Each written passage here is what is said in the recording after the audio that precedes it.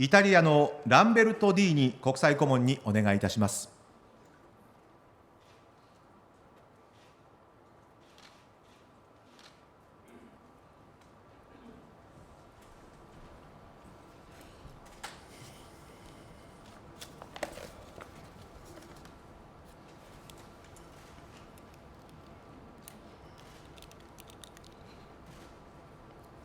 Your Imperial Highnesses, Prince and Princess Itachi, Excellencies, ladies and gentlemen.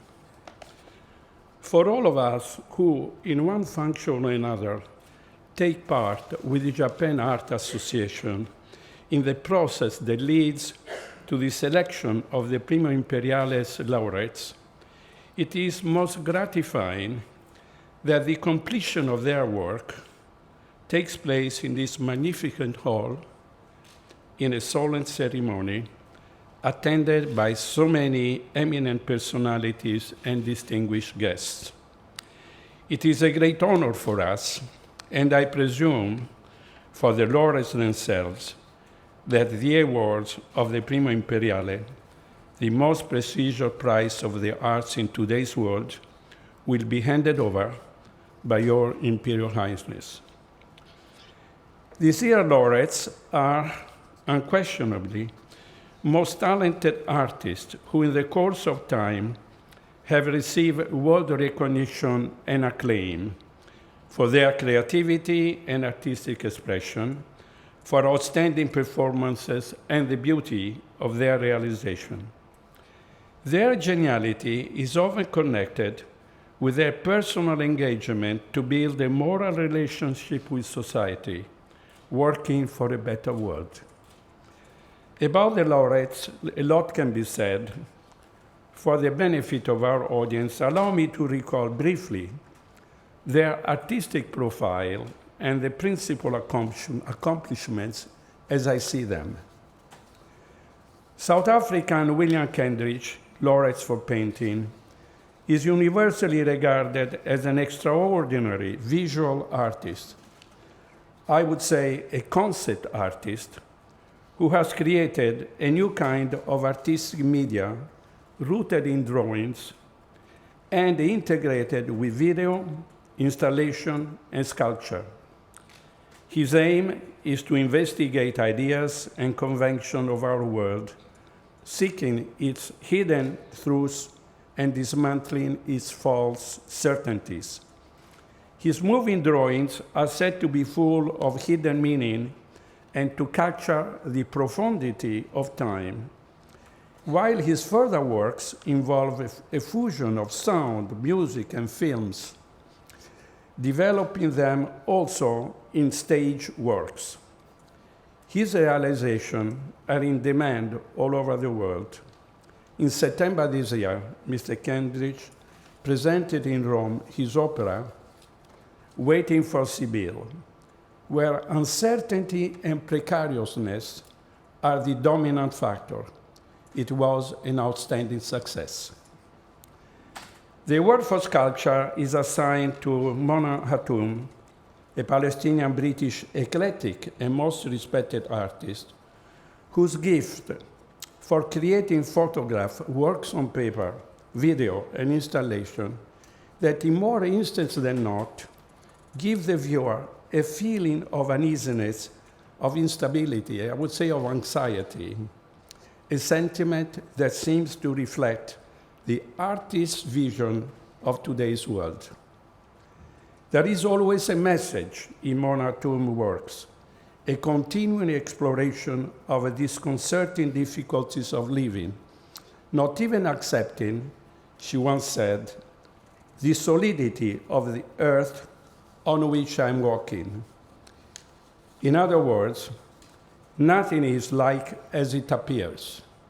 This, I believe, is the essence of Mona Hatoum's art. This year's laureates for architecture are American Todd Williams and Billie Tsien. In recognition of their originality, the originality of their handsome yet functioning buildings in ways of efficiency and spirit, be them museums, schools, and structure for official institutions, to which they have devoted most of their 40 years' work experience. In their own words, architecture is an act of profound optimism that brings together art and use. Williams and Tsien are recipients of an impressive number of prizes and honors. Outside the studio, they are active participants in the cultural community. They maintain active academic careers, and they lecture worldwide, committed as they are to making a better world through architecture. German violinist Anne-Sophie Mutter is receiving this year Premio Imperiale for music. Ms. Mutter is unquestionably one of the greatest violinists of our time. She has been a fixture of a soloist in all of the world major concert halls under the most famous director. She has won world acclaim for the beauty of her interpretations and performances of classical music on a repertoire so vast that extends to the most prominent contemporary composers who have written for her music that she has premiered widely. Ms. Mutter is admired for her perfect technique, outstanding expression, and rich musicality. She seems to be breathing new life in her 300-year-old Stradivarius violinist, as she is capable of extracting fascinating sounds from the softest to the roaring ones. From early on, Ms. Mutter has also dedicated herself to the promotion of musical education by providing support to young musicians and finding new talent, mainly through a foundation that carries her name, and later to her project Matters Virtuosi, an ensemble where most prominent musicians perform under her artistic leadership in tours through Europe, North America, and Asia as well. Ms. Mutter is a recipient of a large number of most prestigious awards from elite institutions and governments around the world. Her concert calendar is so dense that it's quite remarkable that she could be here with us today to receive the Premio Imperiale Award. Warm greetings and many thanks, Ms. Mutter, for the enrichment you have been bringing to music for the enjoyment of all. Legendary kabuki actor Bando Tamasaburo is a laureate in the category of film theater. Needless to say, to recall in Tokyo, in front of a Japanese audience, that Bando Tamasaburo is one of the most important Onagata actors in the history of Kabul theater.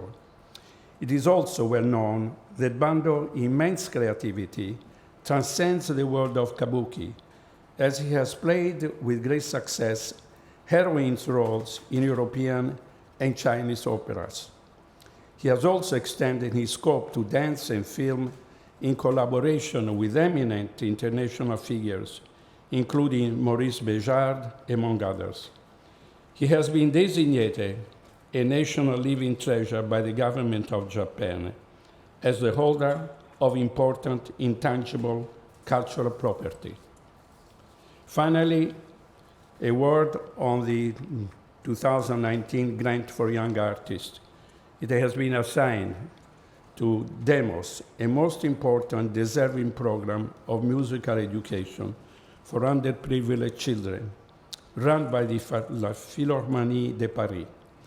My congratulations go to my international advisor colleague, former Prime Minister Jean-Pierre on his excellent choice. Thank you very much. ありがとうございました。